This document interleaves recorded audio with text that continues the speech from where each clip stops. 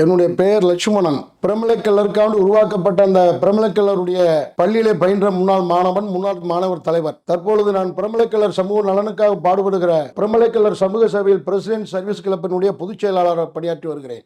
இன்றைய தினம் தமிழ்நாடு அரசு கல்லர் பள்ளிகளை பூராம் கல்வித்துறையோடு இணைப்பும் என்ற ஒரு தவறான ஒரு பாதையை நோக்கி சென்று கொண்டிருக்கிறது. வெள்ளையர் ஏகாதிபத்தியத்தால் கொடுமையான குற்றப்பரம்பரை சட்டத்தை இந்த பகுதி மக்கள் மத்தியிலே பிரகடனப்படுத்தி அந்த மக்கள் மத்தியிலே குற்றவாளிகளை கைரேகை சட்டம் பதிய வேண்டும் என்று ஒரு கொடுமையான அடக்குமுறைக்கு தள்ளப்பட்டு அந்த போராட்டத்திலே பொதுமக்கள் பூராம் வேலை சட்டத்தை நாங்கள் கைரேகை வைக்க மாட்டோம் என்று போராடிய காரணத்தினால் அந்த போராட்ட களமாக மாறி வெள்ளையர் ஏகாதிபத்திய காவல்துறை அவர்களை துப்பாக்கியால் சுட்டுக் கொண்டு 17 பொதுமக்கள் அன்றைய தினம் அந்த கலவரத்திலே சுட்டுக் கொல்லப்பட்டார்கள். ஆயிரக்கணக்கான மக்கள் குலையிலும் குற்றுயிருமாக படுகாயப்பட்டார்கள்.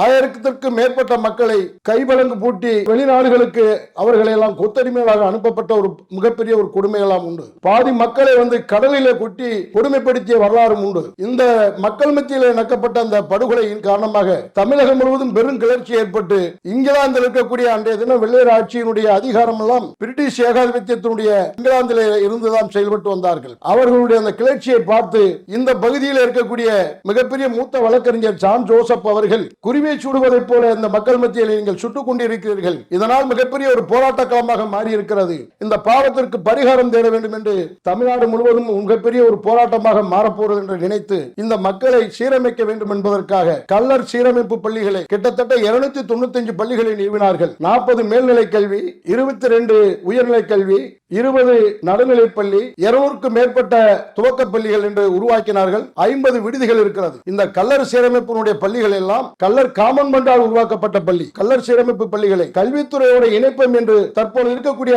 திராவிட முன்னேற்ற கழகத்தினுடைய அரசு ஒரு தவறான பாதையில கொண்டு சென்றிருக்கிறது. அரசு மாற்றினால் இந்த மக்கள் மத்தியுடைய சொத்துகள் பறிபோகும், இந்த மக்களுடைய கல்வியில் ஆசிரியர்களுடைய நிலைமைகள் பரிதாபமான ஒரு சூழ்நிலை உருவாகும். இந்த மக்களுக்காக உருவாக்கப்பட்ட சீரமைப்பு பள்ளிகள் வெள்ளையர்களால் உருவாக்கப்பட்டது. கல்வித்துறை இணைத்தால் எங்களுடைய முகவரியும் எங்களுடைய சொத்துக்களும் பறிபோய்விடும் என்ற ஒரு பதட்டமான நிலை மக்கள் மத்தியிலே போராட்ட களமாக மாறி இருக்கிறது.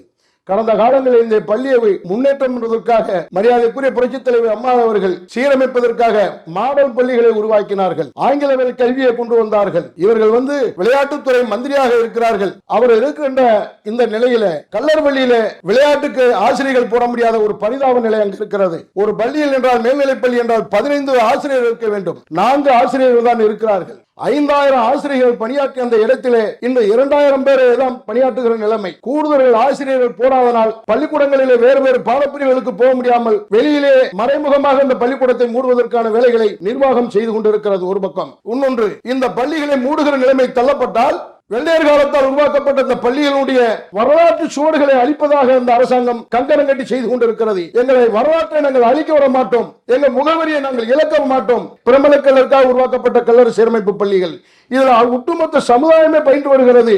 எங்களுடைய அடையாளத்தையும் எங்களுடைய எண்ணங்களையும் அழிக்க நினைத்தால் இந்த அரசாங்கத்திற்கு மிகப்பெரிய போராட்டம் வெடிக்கும் என்று இந்த நேரத்தில் நாங்கள் தெரிவித்துக் கொள்ள கடமைப்பட்டிருக்கிறோம். இதை எதிர்த்துத்தான் இன்று பொதுமக்கள் ஒரு போராட்ட களமாக மாற்றி இருக்கிறார்கள். இன்று இந்த போராட்ட களத்தை ஆதரித்து மரியாதைக்குரிய முன்னாள் முதலமைச்சர் எடப்பாடி அவர்கள் அறிவித்த தன்மைக்கு நன்றி கடத்த வணக்கத்தை இந்த நேரத்தில் நாங்கள் தெரிவித்துக் கொள்ள கடமைப்பட்டிருக்கிறோம்.